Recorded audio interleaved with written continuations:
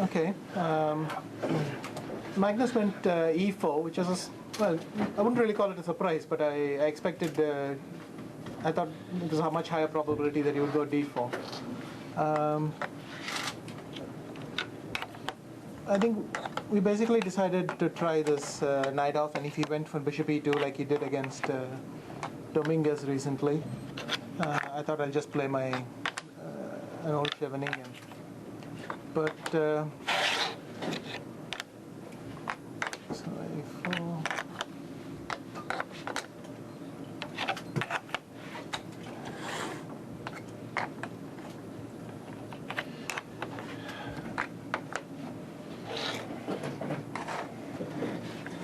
I mean, all this is fairly well-worn stuff, especially from the old Karpov-Kasparov matches.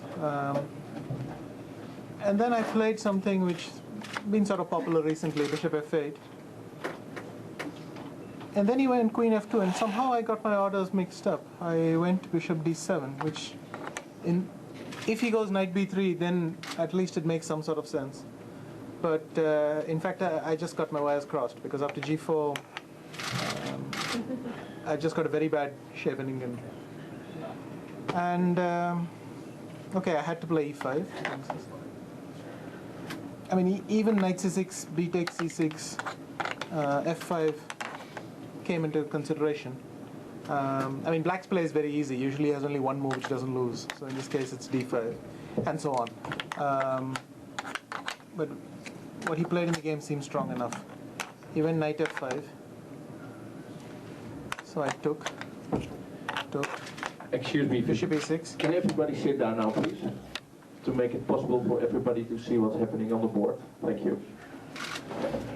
Okay, you can come. Yeah. And if I were to get something like this, even if white were to put his knights on d5 and f5, it would be possible to play this.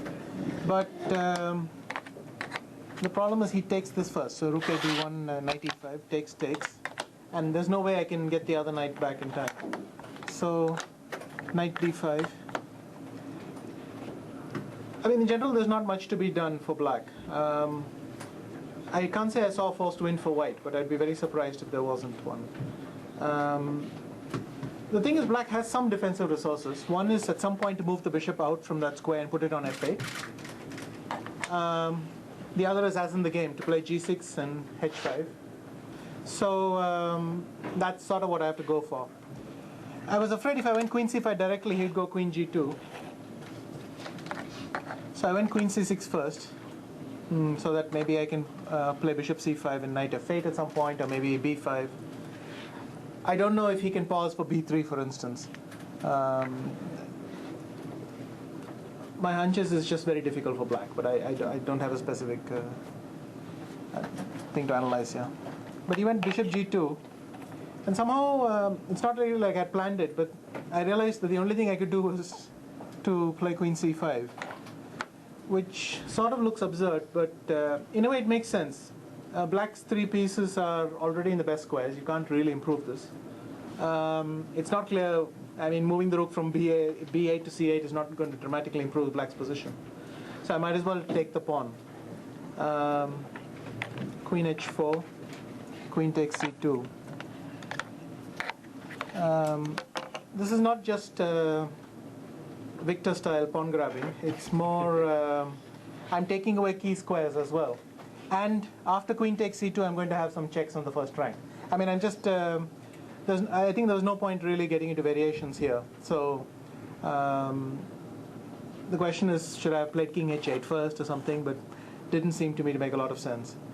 By taking this, I make his first rank a question, and I keep some pawns. So in case after rook c1 you were to go for the exchange, then I already have some pawns ready. Even rook c1, again, it's very difficult to play cold-bloodedly at the board. I wasn't even sure if queen d2, was sort of useful. Try and misplace some rooks. Queen takes b2 was plausible. Queen takes a4. And I didn't see a forced win in the game, but again, I would be surprised if there wasn't one. He went b3. I think the line we more or less decided was rook c3. And if I play bishop takes d5, which is what he was afraid of. Then rook h3, h6, g takes h6, g6 is forced. And it's a very funny idea because I don't think I've seen anything like it, but the idea was e takes d5, attacking the queen, and if I were to take, then he takes, and funnily enough I don't really have a defense against rook takes f7 and knight takes, and if I do this, he would take on f7, take on h4, take on d7, rook e7, takes, and bishop e4. And okay, black has some drawing chances, there's no question, but with this pawn it's always going to be a slog.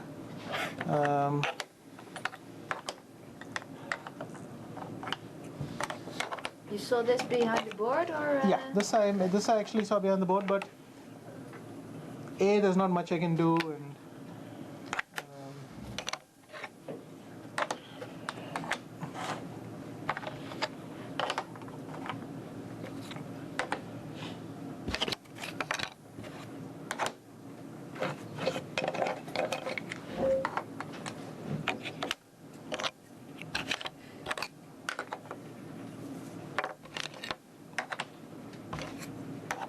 but after rook c3, again the same idea comes up. I had the feeling knight f6 check was going to be bad, but I'm not completely sure of everything here, so perhaps there's still hope for black in this position.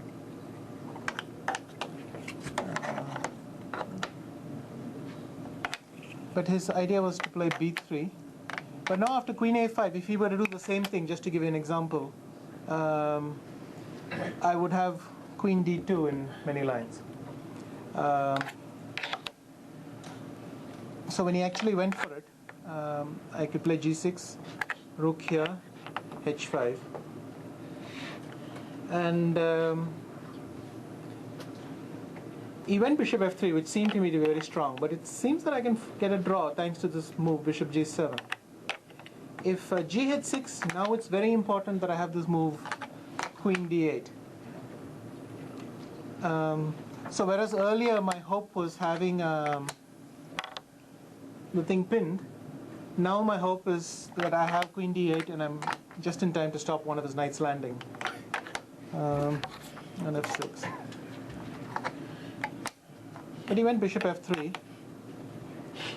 And matters are pretty forced. I can't start with gf5 because then knight f6 is mate on the spot. So I have to take this thing off. He took.